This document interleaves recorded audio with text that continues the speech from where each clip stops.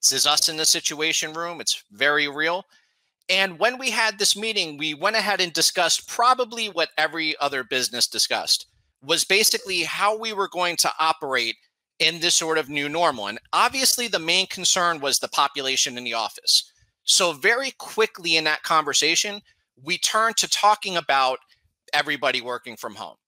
Now, I don't know about you all, but in our history, we had never entertained that idea. There was no point in time where we ever just said it even for fun or even entertaining it as a quote unquote good idea. We just simply never envisioned it being part of our environment. But what was interesting is the more we talked about it and the more we reflected on a lot of these things that we did, whether it was going paperless or whether it was leveraging cloud technologies, and that's to say that getting away from on-premise hardware and servers, little by little, it just kind of chipped away. And by the end of the meeting, which happened shortly thereafter, we were able to come away with the very simple fact that nobody started that meeting with, which is that we could absolutely do it. We could move everybody to working from home. And at the end of the day, that was not going to be a big deal for us. We were obviously going to have little hurdles along the way. But in terms of laying the foundation, that one meeting in many ways became our last meeting on COVID-19. Now, why was it our last meeting? And that's the thing I want to try to hit on and take this nice little positive spin. So the way I'm going to put it out there is that we just essentially over time adopted good ideas. We had a habit of looking at technologies available to us and asking the question of, are these technologies being utilized to their fullest extent? So just very broad stroke ideas. This technology can do A. Are we doing A? What do we currently do for that? Well, over time, adopting those good ideas is, I think, what largely prepared us for what was ultimately known, or what is now known as, the new normal. And today I want to talk about that. I want to talk about good ideas, specifically in the framework of PayMaster HCM. Sorry about that. Oh, and by the way, a lot of coffee was involved in all this, so I want to give a big shout out to coffee too. Coffee is definitely a friend of mine. Now, that being said, we're going to roll right into good ideas with PayMaster HCM. I'm going to go ahead and try to break this down to 3 categories and kind of keep it brief. I know that as I did this in practice, I ran over a little bit, and that's just simply because there are so many good ideas that I could talk about with PayMaster HCM. But today I'm gonna categorize it 3 ways. The first one is going paperless. If you have ever heard anything from me before, it has probably had something to do with going paperless, me advocating it, me telling a success story about it. It has just been one of the greatest triumphs that I've experienced with my time at PayMaster, which is now about 19 years. And doing it is one of those things that is a real moment of relief and an eye-opening thing that if you could do it in one place, if there's any one part of your business you could do it in, you could do it in multiple. It's a huge advantage, and PayMaster HCM is well prepared to take you there. The second good idea we're going to talk about are good ideas about rethinking the office. This one's a little more, nail on the head, where we're dealing with something that obviously is brought about because of the new normal. There are still ideas here that were good ideas long ago and just happen to be even better nowadays. But at the end of the day, we might have a little framework there going, and we might be reminded of the fact that a lot of this conversation is indeed happening because of the new normal. The third thing that we're going to discuss is employee self-service. And this is another long-standing good idea. Employee self-service, if you're not familiar with the term, is just the basic idea that employees can get their own resources from PayMaster HCM. Self-service as a general concept is probably well familiar to you because you might bank online, you might get your credit card statement online, all these various things that you do on your own, maybe in the middle of the night. Employee self-service is the extension of that. So those are the 3 categories we're going to cover, and now we're going to go ahead and go through each one. First up is going to be going paperless. I don't know about you all, but I tend to dream a lot about going paperless. And in this day and age, we've actually achieved pretty much 100% of it. It's very rare for a piece of paper to pop up in our environment, but we still have things like a few clients that get delivery, so it happens. Otherwise, though, I am very dreamy about it, as dreamy as Chad maybe. And if you're dreamy about it too, or you're even just considering what you could do, the big question is always going to be, where do you start? And that's where do you start with going paperless and not with Chad. So where do you start is an interesting question when it goes to going paperless, because it has one answer and it's a really simple one. You start anywhere. You just kind of look at your circumstances and you try to find the best fit for you. And luckily, there are so many ways that you could do this just with PayMaster HCM alone, not to mention the many other ways you could go paperless in your entire life. That being said, let's talk about PayMaster's experience for a minute. When we first brought up the term paperless, it was in response to a pretty daunting problem we had, and that's filing cabinets. Everybody has them. Everybody has a wide array of them. Some of them are the good ones. Some of them are the bad ones, and some of them are ugly. And it's really a challenge to manage all of these files that are floating around, even if every file cabinet you have is the good scenario. Because even then, you still have thick files that people misplace papers in, or maybe 300 sheets of paper that you have to find information. The bottom line is that no matter how good you made that scenario, it is likely better done paperless for some reason or another. In PayMaster's case, we just had a wide variety of good, and I mean a wide variety. We had a lot of filing cabinets. We had offsite storage that we had to worry about being climate controlled and the various security measures for it. And on top of it all, the real killer was that when you had to go to look for something, like in our external storage, you were still climbing up a very steep hill, because finding that one thing in this massive sea of paper was just not fun, enjoyable, and definitely not quick. So we knew we had to fix it. We hit that nail on the head. And true, it was a larger project. It's, by the way, there is no magic. We spent a lot of time scanning and just getting it in there, indexed and digitally. At the end of the day, it paid off. It was a large reward. And the thing about the large reward in this case is that it serves to convert folks to being believers. You know, if you can have a paperless project that's a big one and you take it on and you achieve it, you will start getting people on your side, even if they didn't begin there. So that being said, I think it's best to kind of talk about the paperless journey in terms of where are like the top 3 places that you can begin. That being said, coming in at third, I would put what I call procedures. Now, these are larger projects. So this is similar to what we were experiencing with our filing cabinets. So this is definitely something that if you pick out a procedure to pursue, it should be something that really is a problem for your environment. So if onboarding employees is a nightmare because of just a lot of extraneous paperwork, then maybe that is a place you start, even though it requires a little more work than some of the other things I'm going to cover. But that is one place that's definitely up to bat. You could go the procedures route.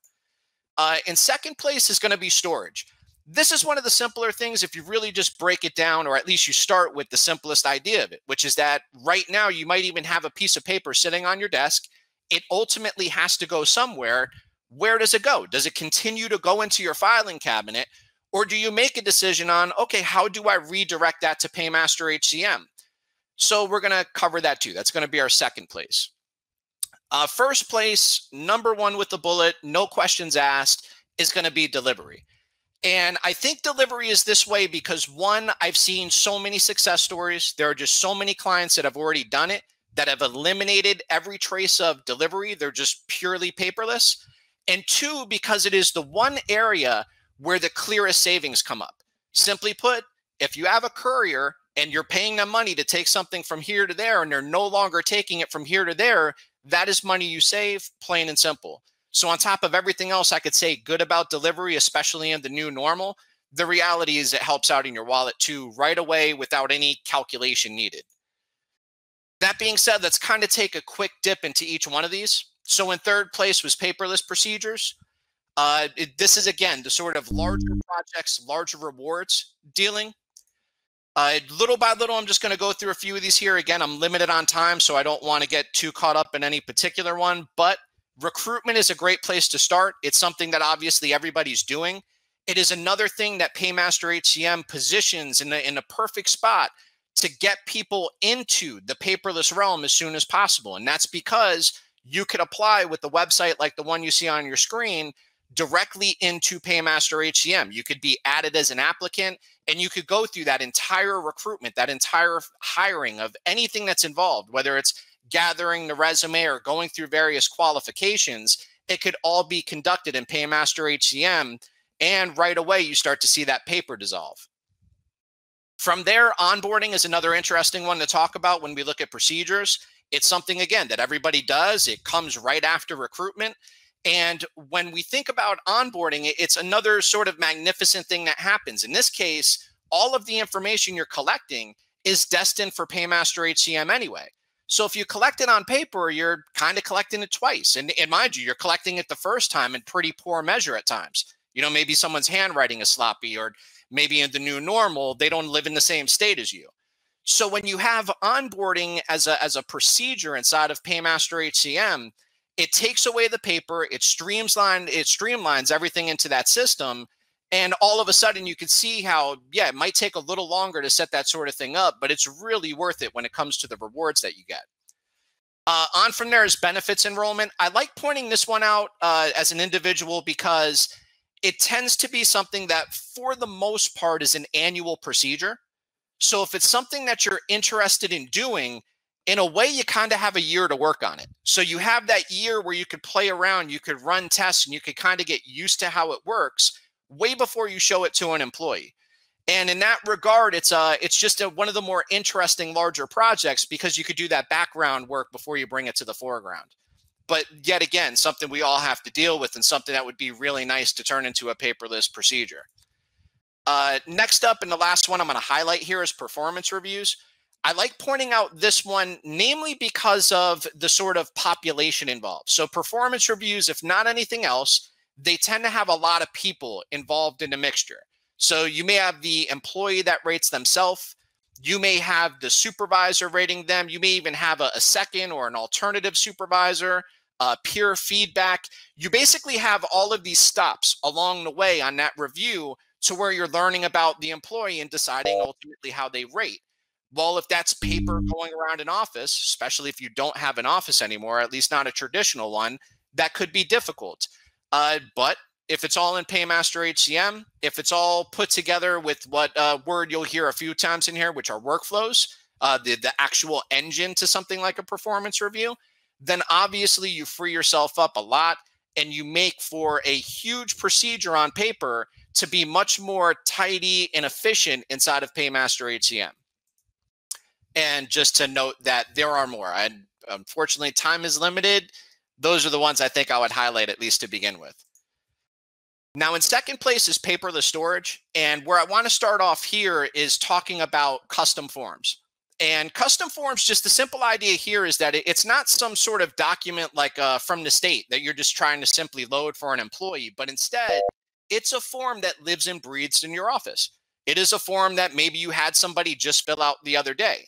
Well, what we're doing with custom forms is that we're converting them into digital forms, as you can kind of see on the screenshot in front of you. And in short, people can fill them in, they could sign them. And what's really nice about this is that it's also the contextual element is there. When someone's done signing it, it goes on their record. It's just already associated with the employee. Did employee John Doe sign such and such? You could look up John Doe's record and see whether or not they did. So it's so simple how it ultimately becomes just this real contextual, easy to connect the dots thing where everything you're looking for, so long as it's based on an employee or an aspect of an employee, you just can go there and find it on the employee record or on the aspect of the employee record. From there, it's a nice segue into document storage. So this is to say that now it's not necessarily a custom form that someone would fill out, but instead just a letter from the state, a 401k loan letter, something you're getting from some external source. And now the question is, where do you put it? Where do you put it so that it has the highest visibility? Where do you put it so that it's easy to share with your colleagues? Where do you put it so that it makes sense? So that when somebody asks you and you say, oh, it's in this folder on the edge of my desk, and it gets you that look like, okay, well, that's a random place. Well, instead, how about it's on the employee record? How about it's the employee has a 401k loan set up? Look at that 401k loan deduction. There's an attachment on it. That is what document storage is all about. And one of my favorite parts of document storage in PayMaster HCM is that there's really nothing stopping you from doing it right now. You could literally, well, don't do it right this minute, but you could theoretically turn around right this minute, store something in the system, and find out how easy it is to retrieve it later on with all sorts of bells and whistles that I'd love to tell you about, but I don't have to go into everything. You could always reach out to me for more information now. First place, paperless delivery. This is just, it's first place for a reason. And a lot of people have taken us up on this. We've talked about it. In the new normal, it's even that much more worth discussing and thinking about. First up, if this is something that is attractive to you, is considering your direct deposit population. Essentially, how many of your employees are on direct deposit. Now, that's not a requirement. We have plenty of people that have mitigated that. So if they had a few extra checks, maybe they print the checks on their own. I've even had some people that they get the checks, an indication of what the checks are, and they just write them themselves because they're so minute. There's so few of them. But at the end of the day, it certainly helps to have everybody on direct deposit, because the idea there is that once they're on direct deposit, they could get their voucher from employee self-service, which, as you might recall, we're going to discuss more in a minute. Following up to that is basically the equivalent of something like vouchers, but just on an annual scale. So now we're talking about W-2s and 1099s. Now, the twist here is that there is a consent process. So the SSA does require that the employee affirms that they have things like a connection to the internet and basically the ability to get the electronic document. But the catch about this is that it's pretty much a checkbox. So as you can see on the screen, if the employee goes to where their W-2s are, there's an electronic consent button. They click it, they check off this option, and for the most part, that's it. When your year end rolls around, that's another box of stuff that you don't have to deal with should you get it wedged into your environment enough where you go 100%, which again is something that we see a lot of clients striving for nowadays. And it's a great way to use PayMaster HCM to really simplify your year end, not to mention everything that comes after the fact. Because I should mention as well, you have everybody into that habit of getting their W-2s from employee self-service and are all electronic. Well, when somebody inevitably loses or their W-2 gets destroyed, well, it's in employee self-service. They already know how to get it because that's the first time. That's the way that they got it. So it's just a win-win no matter which way you cut it, and it gets you out of this spin of delivery. Last but not least is reports. This is really the simplest. You have basically two ways you could deal with this. You could either have reports emailed to you, which is nice but can be limiting at times. The other way that you would deal with it is to just log in and pull reports you need. Nice thing about the latter is that you can make adjustments if you needed to. You could focus on certain employees, run it for more than one pay period, whatever is going on at that particular period in time. So with that being said, if we were in a position where we addressed these, we made sure as many people were on direct deposit as possible, hopefully everybody.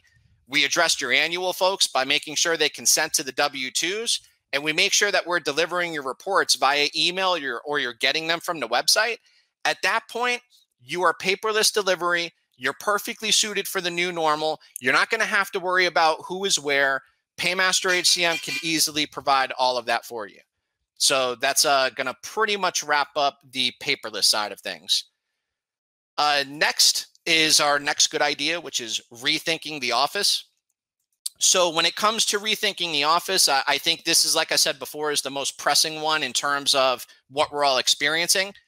We are at this point where we're trying to consider what the new office looks like. And again, recurring question, where do we begin? You might have heard of fancy face scanning thingamabobbers. That is quite possibly an option for you depending on your circumstances. And hopefully you don't think that they're flapdoodle, because in all reality, there are face scanning thingamabobbers. PayMaster HCM supports them. And on top of it all, they're surprisingly cost effective. So that being said, and apparently she knows who Chad is too. I don't know who Chad is, but we're going to keep talking about rethinking the office for now. All right, so for PayMaster, just again, another little quick story about something we did. We made it a point to eliminate hardware. We did this very early on, so I'm taking you back quite a bit. We had a hand punch that was in our office, and there was absolutely nothing wrong with it. It actually worked great, and it was one of my first experiences with the biometric device. But realistically, we knew that it was an anchor to the office. So even years ago, and maybe in disaster recovery scenarios, for example, we entertain the fact of if we had to work in some weird circumstance, how would we do it? And having things in the office just didn't seem conducive to that. So long ago, we looked into using a web clock instead. And that's what you see on the right-hand side of your screen. That is an image of our web clock. It is basically a special page in PayMaster HCM where you can use the same credentials, your employees could use the same credentials that they use to get their pay statements online, and they could use them to clock in, clock out. Transfer is not here, but they could also transfer departments. And for us, it was a great relief. Knowing that we had one more thing that we didn't have to rely on the office for, that we could ultimately do anywhere, was just one more relief that should the unthinkable happen, like it did so many months ago, we would be prepared for something like that no matter what name it was given. It was just a good idea that we chose to embrace.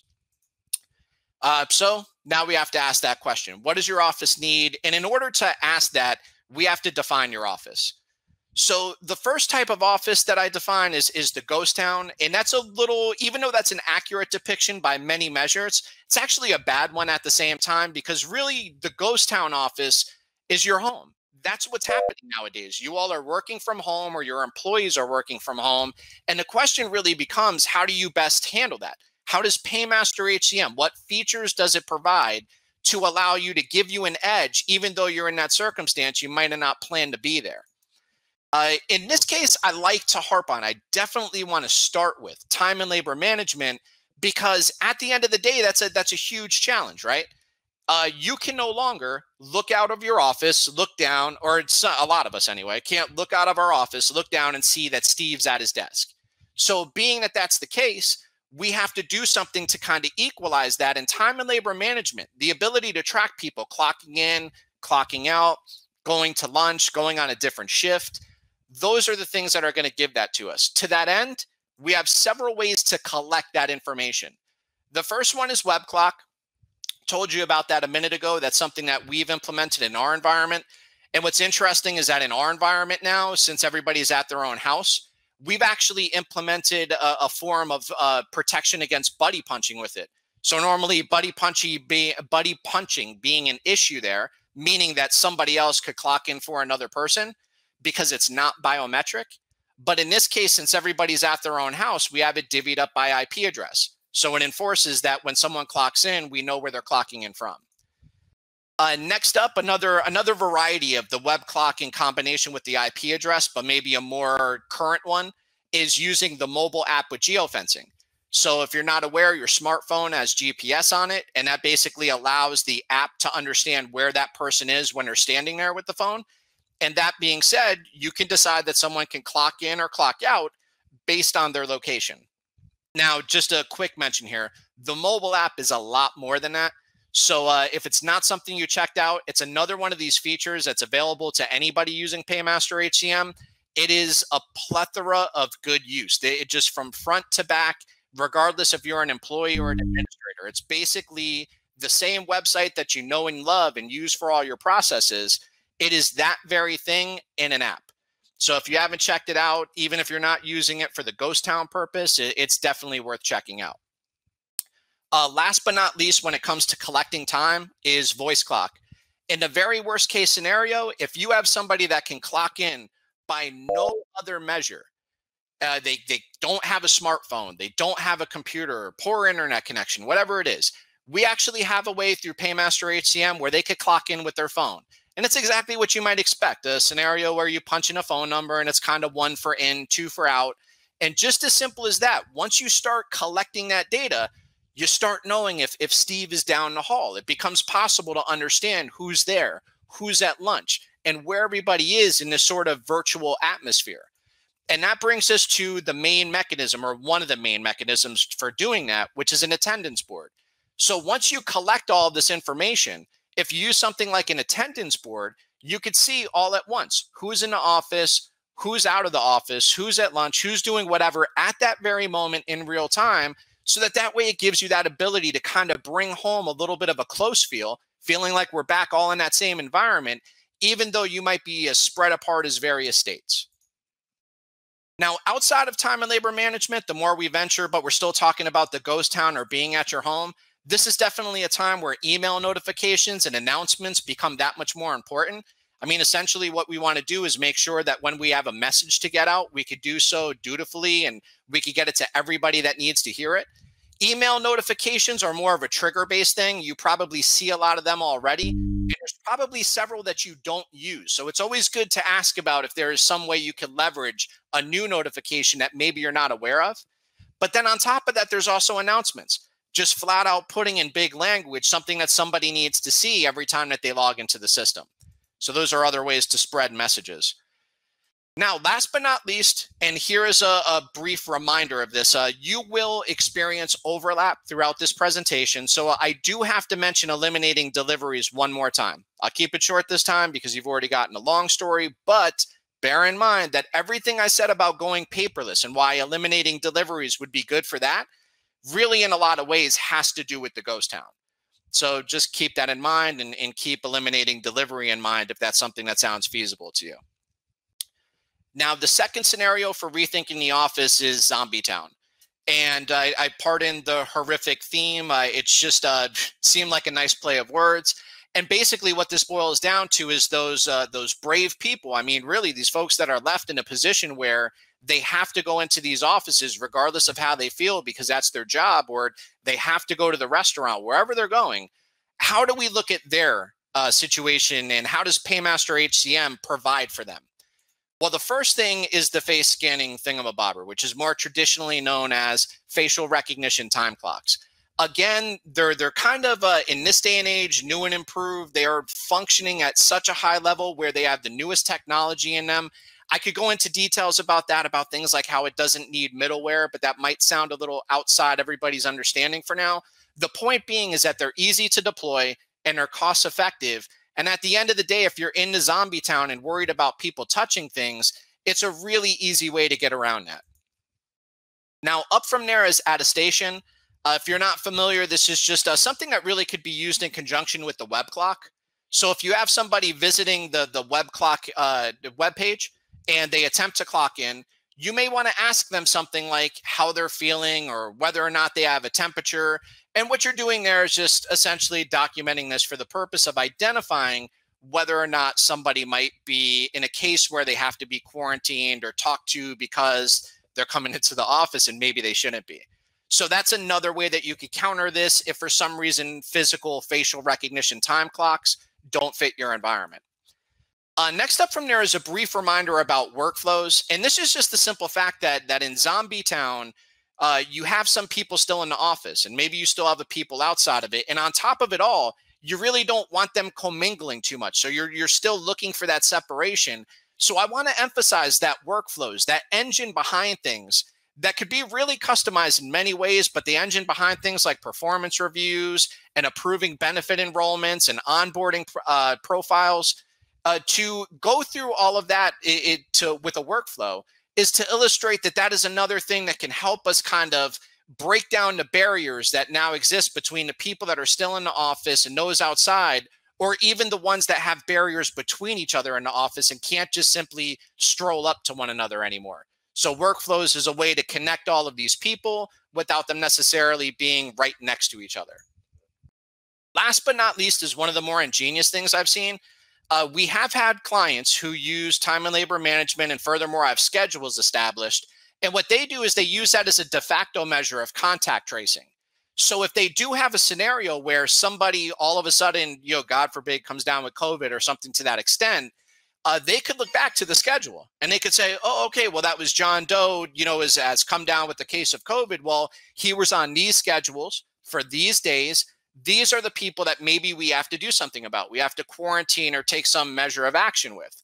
So with that being said, it was a major thing to kind of see people use that because I thought it was very inventive. So if you are using time and labor management or thinking about it, it's pretty interesting to see how PayMaster HCM could be leveraged to do something that it was not necessarily intended to do. It's just people having good ideas about the technology that they have access to. And again, overlap applies. So if you're hearing me say things for Zombie Town and you think to yourself, gee, that kind of applied to Ghost Town or something else, yeah, that's kind of a thing here. You will experience that. Now, last up is the last good idea, but really one of the best ones, employee self-service. Another one of these things that you could do right now. The very minute your employees are created inside of our system, they have the availability of logging into a self-service account. It's just that simple. So what happens when employees self-serve? The reality is just everything gets better. I think most employees enjoy this. There might be some folks that don't, and I get that. I don't want to ever speak about this in terms of all or none. But the reality is that even if you're talking about 75% of your staff or 50, you at some point encountered the wave. You at some point encounter the staff realizing that one person has the app, another person doesn't. Well, why? And what are you getting from it? So on and so forth. So realistically, it's going to make somebody happy. It's going to make those people maybe talk about it a little, and it'll make your job easier in getting people to understand that it's advantage to them. It's an advantage that PayMaster HCM gives you with just right up front as soon as you create the employee account. And that's Chad. Well, nice to meet Chad, everybody. So from there, what happened with PayMaster? So one more time, just to continue this pattern. For PayMaster, this was a hard one for me because we were just so in love with the idea of employee self-service. It was one of those things that we were asking for before it existed. We just knew that it was something that the industry needed. And the minute it happened, we kind of went hog wild and just took every advantage we could. That being said, we did do it decisively. We kind of started with what I would call the basics. So we made sure this right up front that every time we had somebody hired, regardless of whether they came through the normal applicant process or whether they're from an agency and we create them manually, that they know that that account exists, that they need it to clock into the system. We made that all apparent to them right away. The second thing we did, and we consider a basic, is just advocated for direct deposit and electronic W-2 consent. Talked about that earlier when we discussed going paperless. It applies to employee self-service too, a little more overlap. Next up from there is once we kind of had those basics tackled, those first two, we started to think to ourselves, okay, well, let's shut off printing the direct deposit vouchers, because if everybody could get them from the website via self-service, then why in the world are we going to make it more complicated by printing it and going through all these measures where we have to hand it out or mail it depending on circumstance? They could just get it online, and it made it so much easier for us. Next up was to encourage use of the mobile app. Simply put, there are a lot of people that like apps. They are convenient. As long as they perform well, which nowadays we have a new one. I don't know how long anybody has been with us here, but there was a time where we had an older app that I might be able to be critical of. This day and age, I can't say a single bad thing about it. It is one of the best looking apps, best performing apps. And if you haven't looked into it yet, you definitely got to check it out. The next thing we did was we looked at withholding forms and I-9 forms, and we made sure that those were also available to be done electronically. The big kicker about those that's nice, they're done by default. The forms are already exactly what the forms are in the system by the developers. You don't need to build them. You don't need to map fields. They're ready to go. And once somebody fills them out and you accept whatever that person filled out, it automatically updates the system. So it's already there. It's a very simple way to kind of get into electronic forms. Last but not least, we reinforced company-wide messages with announcements. In our company, everybody has a company email address. So very often we do rely on mass emails, but maybe somebody is at home at the time, or maybe they're on vacation, or some other way that we have to broadcast a message. Well, announcements were a very easy, nice way to do that. So we embrace that part too. And especially because it is one of the more basic features. Now, once we had those all down and it just seemed like, okay, so how much further could we go with this? We started looking at all the other things that are possible. Time off requests that could be approved by managers, many managers, one manager, notifying them, collecting notes, what have you. We started looking into performance reviews because we did have a system where several people participated, and we wanted to make that simple for everybody. We then went ahead and started collecting information that really anytime we needed it from custom forms. Quick story would be We once upon a time, we had a parking lot. People parked in it, and the owners of the parking lot wanted to apply rules, make sure certain spaces were open for employers versus customers, etc. Well, we needed to collect information about the employees' cars. That's a 10-minute form. You simply break out the fields you need to know, license plate, make, model, etc. You assign it to your employees. They get a notification that that's assigned to them. They go fill it out. Again, they could sign it, certifying that it was them, and you've collected that information. So we found that even when we had something, light in nature that we just had to collect information on quickly, custom forms was there for us. Last but not least is just employee maintenance in general. So what we have there is the idea that employees usually, very often, are willing to maintain their own information. They go out there and they get that new bank account and they want to tell you about it. Well, wouldn't it be nice if they just put it into the system? Now, the twist here is to keep in mind that in PayMaster HCM, that could also be tied into an approval system. So it doesn't have to be as simple as the employee makes a change and you just have to accept whatever it is. Instead, the employee makes a change and then maybe they have to supply a void check. And then that goes to somebody that's familiar with banking that could do just a quick double check and make sure they didn't use a savings account slip or something like that. You can actually apply it to a process with that thing I've called workflows, that engine behind all of this, all of these routines that you could put together in these procedures in PayMaster HCM. So for PayMaster, it was a yes, yes, yes when it came to ESS. Now, how I'm going to pretty much wrap things up on ESS and in the presentation as a whole is to talk about what you can do to get it into your environment, particularly if it's not something that you've settled in with. So I'm going to do this in a three-step process, starting off with step number one being what I call the manager's first step.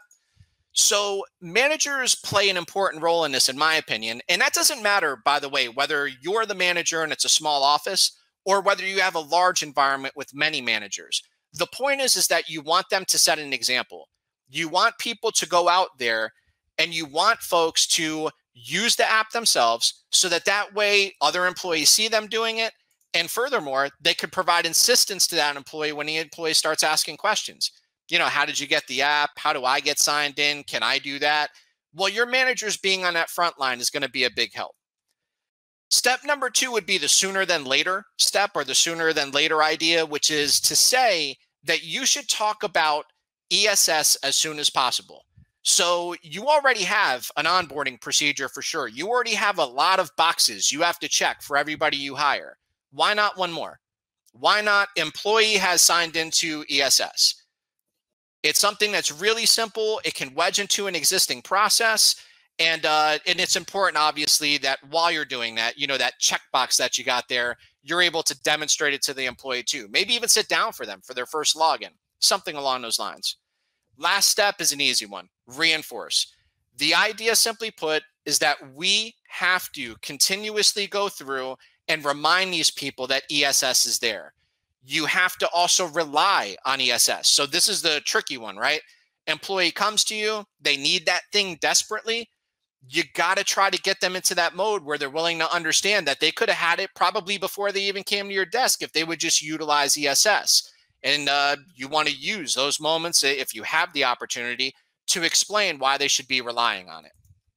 Last but not least is reminders. We do a lot of this already if you're using the payroll module, because every time people get a pay statement, typically they receive a notification indicating as much. So we have a few different reminders that are naturally going to happen in your environment. But by and large, it would also be just a good thing, maybe at organization meetings, organization virtual meetings, that you can explain to people that ESS is there. That if they're looking for that thing, maybe year end's coming up, you start to explain that people should go consent and keep an eye on that area of employee self-service for their W-2 to magically pop up. So managers first, sooner than later, reinforce it all. You do that, and I think most environments, you're going to have the majority of your staff appreciate the fact that you've given them more control over their information. I can almost assure you. That being said, that's the end of my presentation. So I thank you for listening to me, and let me tell you about PayMaster HCM and the new normal. And I know I cut it close here, but if there are questions, I guess I could take a few. And in fact, I think Prince might have had to run to another meeting, so maybe I should look. Yeah, there was a few questions, Josh. There wasn't too many. We had a lot of PayMaster employees in here answering them as they came up. But Okay. Mabel had a question. Under custom forms, could that be a COVID waiver? We had our employees sign a COVID waiver before returning to work. Yeah. I mean, really, custom forms could be just about anything. If you have a scenario where you have to collect information from an employee, you need them to certify it with the signature, proving it's them. And at the end of the day, you want the extra benefit of it's being stored on the employee record so that you could go through and track it. You could say, oh, look, I issued this to so-and-so, but they haven't signed it yet. Absolutely. It's custom form worthy. Okay, and then we had from Jeanette, can we customize access to documents, like giving access to managers, but not to others? Great question. And the answer simply is yes. There's an attribute on documents called document types. And we could use what they call an advanced filter to really do that by a wide variety of ways. We could do it dynamically. We could even do it specifically by an employee. We could say that, only one employee of this particular name has access to this particular type of document. So yes, it can be done, and in a wide variety of ways. All right, perfect. And then lastly was Angela. She had a question stating, can we get instructions on how to set up where W-2s can be paperless delivered to their employees? She said that she just wanted to know if there's any form or video or any type of documentation that we have that we could supply her with. Another good question. We do have paperwork on that, or not paperwork. It's not paperwork. We Virtual have online paperwork. documentation for that. What I would say about that is the one note I would make based on how the question was structured. I would just want to clarify that it's not a matter of delivering it to them via email. What the expectation would be is that essentially we're providing the employee with an online filing cabinet, to use a word from the presentation. And not only are we then giving them their current W-2, but any other W-2s that were issued are available to them. So they just always go to this one spot and they could get any W-2 they want. That's all the questions I had listed in chat at the moment. If there's any other questions, you guys have a few minutes if you wanted to ask Josh anything. His eyes are on the chat. Sure, absolutely.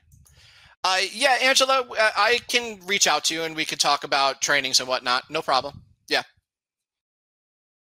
And I guess at that point, I do know that we're running up against another room here. So, Kathy, what I can do is share a document with you, or I'll talk to you about that.